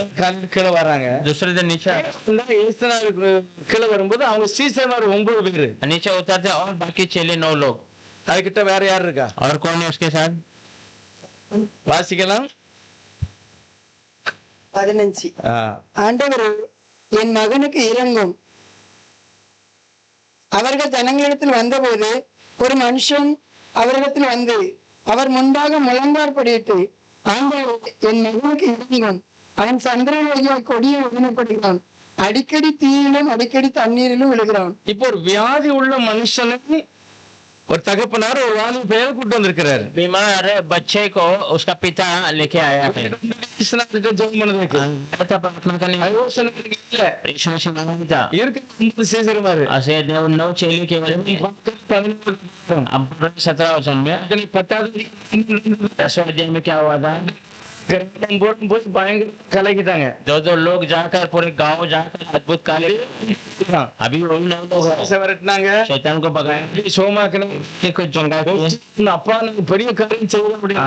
जी के साथ पिता हमने बड़े कार्य किए सका। சொன்னார், எப்பா இது நல்லதுதான். यीशु ने कहा बहुत अच्छी बात, முக்கியம் என்ன தெரியும், உங்க பேரெல்லாம் மேல இருக்கு, इससे भी अहम तुम्हारे नाम सब ऊपर लिखा गया है, ஆசைப்படுங்க, इसमें आनंद मनाइए, கர்லவுக்கு போறீங்க, आप स्वर्ग जाएंगे, ஒரே சந்தோஷம். बहुत आनंद। 9 பேர் தான் वही लोग हैं நீங்க ஜெபம் பண்ணிருக்காங்க, சுகமாகல. इनको जिनके लिए प्रार्थना किया पर चंगा नहीं हुआ। இப்போ நம்பி வந்து என்ன நினைப்பான் தகப்பனாரு? अभी भरोसा कर पिता क्या सोचेगा? ஐயோ இவங்க கை வச்சாங்கன்னா சோமாவின்னு நினைச்சு வந்தேன். मैं तो सोचेगा हाथ रखते चंगा होगा। பிள்ளைக்கு இப்ப வியாதி கூடிட்டே, अब मेरा बच्चे का बीमारी बढ़ता जा रहा है, சொல்லுதான் அந்த கூட்டம் இருக்கு பாரு. ऐसे स्थिति में அப்பதான் இயேசு மேல இருந்து இறங்கி तब வருது. यीशु ऊपर से नीचे उतर कर आता है। சுத்தமா இருக்கு. क्या नीचे बड़ा झुंड है? இங்க 9 इतने लोग भी हुए, 9 लोग। அப்பதான் வந்து முழங்கால் போடுறாங்க. तब वो आकर घुटने में आता है। வந்தேன் यीशु मसीह आप पे भरोसा करके रहा। இருந்தாங்க. चैन थे இவங்க ஜெபம் பண்ணி பார்த்தாங்க, இந்த அணுக்கடிக்கிற பேய் போகல. मेरे बच्चे को परेशान कर जाता है தண்ணிக்குள்ள வந்து और पानी के अंदर தண்ணி பிடிக்காது, अकेले में छोड़ नहीं सकते। தெரியாது. वो बीमारी कब आएगा हमें पता है। என் மேல இறக்கம் இருந்தா செய்யுங்க ஐயா. मेरे ऊपर अनुग्रह कर इसे कर दीजिए। உடனே விசாரிக்காரு, எவ்வளவு காலமா இருக்கு? प्रभु पूछता है कितने समय से? சின்ன பிள்ளையில இருந்தே இருக்கு. जब वो बचपन तक அதுக்கு பிசாசு வெளியே போயிட்டு எழுந்து சோமாயிட்டு. परमेश्वर ने उसे ढांटा तो शैतान उसे दूर गया और वो बचा। யோசிக்காங்க, 9 लोग का सोच है என்னதான் நடக்குது, क्या हो रहा है, நம்மளால ஏன் முடியல? हमसे क्यों नहीं हुआ? தகப்பன் சொல்ல ஏன் இவங்களால முடியல? पिता कहता क्यों इनसे नहीं हुआ? சொன்னாரு, அவனை பார்த்து சொல்றாரு, यीशु मसीह से देखकर कहता நீ है விசுவாசித்தால் தேவனுடைய மகிமை तो காண்பாய். विश्वास करेगा प्रभु की महिमा को நீ देखेगा। விசுவாசித்தனா எல்லாமே நடக்கும். तो विश्वास करेगा तो सब कुछ होगा। அப்பதான் தகப்பன் அழுதான் கண்ணீரோட, तब पिता रोता है, ஆண்டவரே நான் நம்புதேன், मैं भरोसा करता हूं। அதனால உள்ள ஒரு வார்த்தை பிழைக்காது, இவன் எழுத மாட்டாங்க, ஒரு வார்த்தை என் உள்ளுக்குள்ள வருது, पर अंदर एक बात है, वो जिंदा नहीं रहेगा, वो उठेगा नहीं करके அது அவிசுவாசமான வார்த்தை. वो अविश्वास की बात அது है, தன்னால வருது. अपने आप आ रहा है। அவன் தகப்பனே என் அவிசுவாசம் நீங்க எனக்கு உதவி செய்யுங்கன்னு கண்ணீர் वो मेरा अविश्वास दूर करने के लिए आप मुझे मदद कीजिए करके आंसू के साथ। எல்லாம் ஆண்டவர் அப்படி எழுதி வச்சிருக்கிறார். ऐसा प्रभु ने लिख कर रखा है, நம்மளும் சொல்லலாம், हम भी कहना है ஏசப்பா என்னுடைய வாழ்க்கையிலயும் அவிசுவாசமா இருக்கு, यीशु मसीह मेरे जीवन में भी अविश्वास, நானும் விசுவாசிக்கணும், मैं भी विश्वास, என் அவிசுவாசம் போகணும், मेरा विश्वास दूर होना है, மேல இறங்குங்க. मेरे पे उतरी है। கர்த்தர் உடனே அவன் அவிசுவாசம் நீங்கிச்சு, प्रभु ने तुरंत उसका विश्वास दूर हुआ, அவன் பிள்ளைக்கு சுகமாயிட்டு, बच्चे को चंगा हो, வியாதியில இருந்து விடுதலை ஆயிட்டான். बीमारी से चंगा हो गया,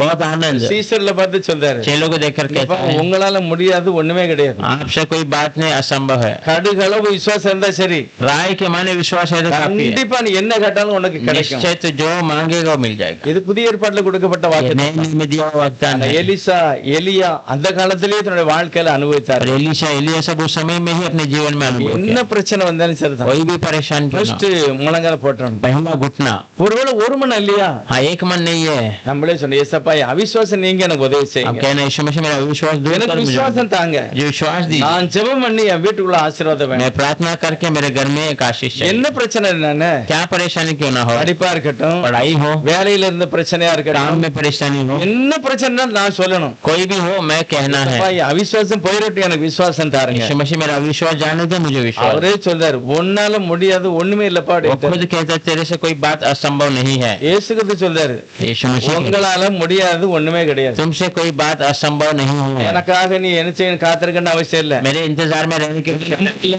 मुझ पर भरोसा किया, வார்த்தையில் என்ன நம்பி நீ என்ன சொல்லலாம், ஜெபம் பண்ணாமலே எதை சொல்லி அதை நடந்துடும். मुझ पर भरोसा करके जो बिना प्रार्थना के जो कहा वो कहा, நம்பிக்கை வர மாட்டேங்குது. हमें वो भरोसा नहीं आ रहा। சொல்லணும், ஏசப்பா என் அவிசுவாசம் நீங்கணும், हाँ कहना यीशु मसीह मेरा विश्वास दूर कर। விசுவாசத்தோட பேசணும். मैं विश्वास से बातें करना है। அப்படிதான் எலிசா பேசினார். ऐसे एलीशा ने बातें அதுக்குள்ள உயிரோட எழும்பிட்டான் की। பாருங்க. बच्चा जीवित हो गया। தேவன் தன்னுடைய ஊழியக்காரோட பழைய ஏற்பாடுல இருந்தார். परमेश्वर अपने सेवक के साथ जूने करार में था, வருவார் போயிடுவார். आता था और जाता था। புதிய ஏற்பாடுல அப்படி இல்ல. पर नई में ऐसा नहीं है। அன்னைக்கு பரிசுத்தாவியானவர் இறங்கினார். हाँ पेंटेकोस्ट के दिन पवित्र आत्मा उतरा।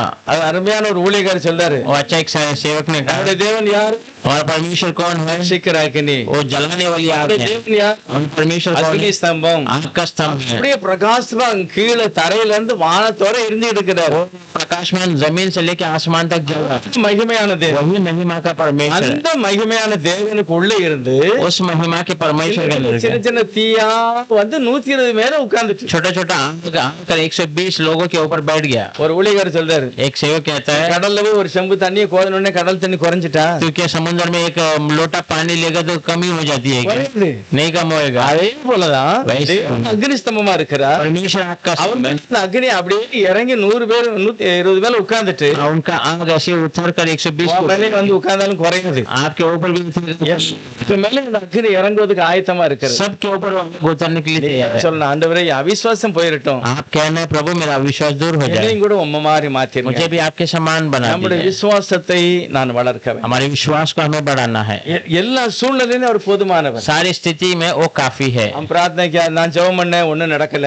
प्रार्थना किया कुछ हुआ नहीं, இந்த கம்பை வச்சு பார்த்தேன், ஒண்ணும் நடக்கல. इस लकड़ी को रखा कुछ तो हुआ இந்த नहीं। மாதிரி பேசக்கூடாது. केएस के जैसा नहीं बात எலிசா करना। மாதிரி சொல்லணும். एलिशा के समान எழுப்பணும் ஆண்டவரே, அது வரைக்கும் நான் எழும்ப வேணும். उठाना है प्रभु, तब तक मैं கண்டிப்பா उठूंगा। நான் செய்யணும். ऐसा निश्चय में कर। எத்தனையோ சபையில பாருங்க, அழுது 2-3 பேர் ஜெபம் பண்ணதாங்க, தூக்கிட்டு வந்தவன் நடந்து வரும். कितने लोग जगह पर कलीसिया में रो कर राकर प्रार्थना करते हैं, जो उठा के लेके बाद में चल कर जाते ரொம்ப हैं। ஆச்சரியம். நிறைய இந்துக்கள் சொல்றாங்க, ஐயோ எனக்காக இந்த ஆளு அழுதாங்க, ஏன் எனக்கு ஆச்சரியமா இருக்கு. बहुत सारे हिंदू लोग कहते हैं मेरे लिए ये भाई रो और मुझे आश्चर्य है। கிடையாது. मेरे रिश्तेदार नहीं है, எங்க அம்மா அப்பா கூட இப்படி அழல. मेरे माता पिता ऐसे रोए नहीं है, கிறிஸ்தவங்க எனக்காக அழுதாங்களே. मसीह लोग मेरे लिए रो रहे हैं। எவ்வளவு பெரிய அற்புதம் பாருங்க. कितना बड़ा தேவன் அந்த இடத்துல தன்னுடைய வல்லமை வெளிப்படுத்த परमेश्वर उस स्थान में अपने सामर्थ्य நம்ம प्रकट करता है। குடும்பத்துக்காக நமக்காக நம்முடைய அவிசுவாசம் நீங்கும்படி ஜெபம் பண்ணணும். हमारे लिए, हमारे परिवार, हमारे विश्वास दूर होने के लिए हमें प्रार्थना கிறிஸ்தவர்கள் ஜெயம் பெற்றவர்களாக இருக்கணும், करें। मसीह लोग विजय पाए हुए लोग வெற்றி होना, உள்ளவர்களா இருக்கணும். विजयी वाले लोग। அதுக்கு தான் இந்த ஸ்டோரி அப்படியே கர்த்தர் எழுதி வச்சிருக்கிறார். इसलिए इस कहानियों को परमेश्वर ऐसे लिख कर रखा है, கேயாசியை போல இல்ல, எலிசாவை போல केएससी के समान नहीं, एलिशा के समान। கிடைக்கும் வரைக்கும் விடக்கூடாது. मानने तक उसे छोड़ना नहीं, ஆண்டவர் தருவார் கண்டிப்பா. परमेश्वर देगा। நம்முடைய அவிசுவாசம் நீங்கணும், விசுவாசத்துல வளரணும். हमारा विश्वास निकलना है और विश्वास में बढ़ना கர்த்தர் है। நம்மை ஆசீர்வதிப்பாரா. प्रभु हमें आशीष करेगा। எல்லாம் ஜெபம் பண்ணுவோம். सब प्रार्थना करेंगे।